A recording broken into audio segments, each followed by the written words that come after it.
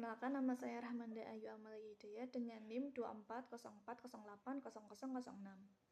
Saya akan menjelaskan analisis gravimetri.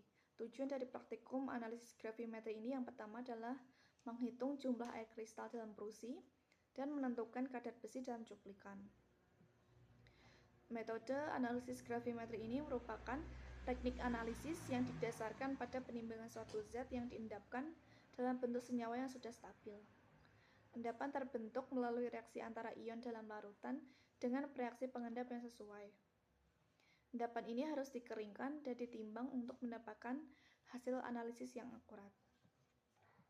Untuk bahan dan alat yang digunakan, yang pertama adalah kristal perusi, besi amonium sulfat, HCl, HNO3 pekat, amonia, dan larutan amonium nitrat 1%.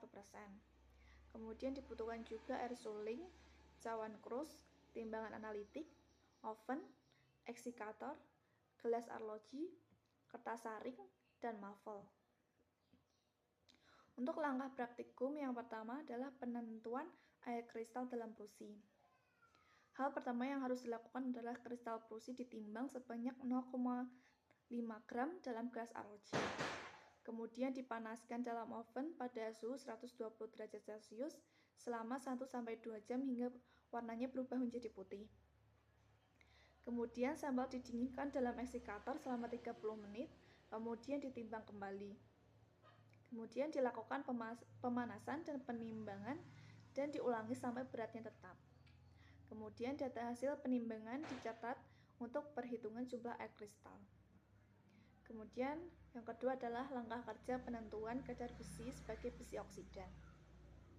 Langkah pertama adalah cawan krus dipanaskan hingga pijar, didinginkan dalam eksikator, lalu ditimbang hingga beratnya tetap.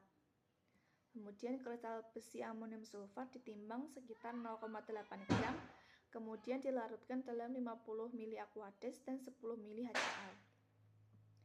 Kemudian larutan ditambahkan 2-4 ml HNO3 pekat dan dididihkan sampai berwarna kuning jernih. Kemudian larutan diencerkan hingga 200 ml dan dipanaskan kembali. Langkah selanjutnya adalah amonia ditambahkan hingga berlebih sambil diaduk hingga terbentuk endapan besi hidroksida. Kemudian endapan disaring dengan kertas saring, dicuci dengan larutan amonium nitrat 1% yang mendidih hingga filtrat bebas ion klorida. Endapan beserta kertas saringnya tersebut dipijarkan dalam mafel pada suhu 800-900 derajat Celcius selama 3-4 jam.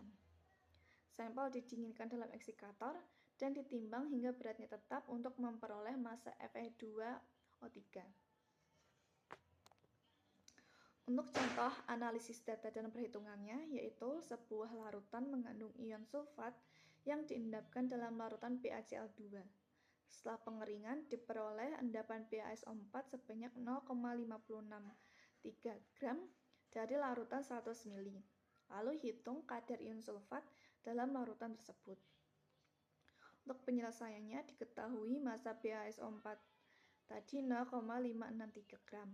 Lalu massa molar BaSO4 233,39 gram per mol. Kemudian massa molar ion sulfat 96,06 gram per mol. Lalu dihitung fraksi massa SO4-nya dalam BaSO4, yaitu massa molar SO4 dibagi massa molar BaSO4, yaitu 96,06 dibagi 233,39, lalu menghasilkan 0,4116. Lalu massa ion sulfat dihitung dalam sampel, yaitu massa BaSO4 dikali fraksi massa SO4 tadi, yaitu 0,563 dikali 0,4116 sama dengan 0,2317 gram. Lalu dihitung kembali konsentrasi SO4 dalam larutan. 0,2317 yaitu massa SO4 dalam sampel tadi dibagi 0,100 yaitu massa larutannya, dihasilkan 2,317 gram per liter. Untuk hasil yang diharapkan yaitu kristal prusi berubah warna dari biru menjadi putih setelah dipanaskan. Lalu massa Fe2O3 dapat dihitung dari hasil pemijaran. Untuk tips praktikum gravimetri ini, yang pertama adalah memastikan pemanasan dilakukan hingga berat tetap untuk memperoleh hasil yang akurat. Lalu digunakan kertas saring bebas abu agar tidak menambah massa yang tidak diinginkan. Kemudian menghindari kontaminasi dari alat yang tidak bersih. Untuk keselamatan kerja yang pertama adalah menggunakan APD yaitu sarung tangan, kacamata, dan jas lab. Lalu lakukan pemanasan dalam ruangan berventilasi baik untuk menghindari paparan gas yang berbahaya. Kemudian jangan menyentuh peralatan panas secara langsung dengan tangan. Untuk bagian yang tersulit menurut saya adalah memastikan berat endapan stabil setelah pemijaran. Kemudian kesalahan yang mungkin terjadi adalah kehilangan massa akibat pemijaran yang berlebihan, sehingga harus dilakukan pemijaran bertahap. Kemudian metode gravimetri ini bermanfaat dalam analisis laboratorium industri, terutama untuk menentukan kadar unsur dalam sampel secara akurat. Sekian dari penjelasan analisis metode gravimetri ini dari saya.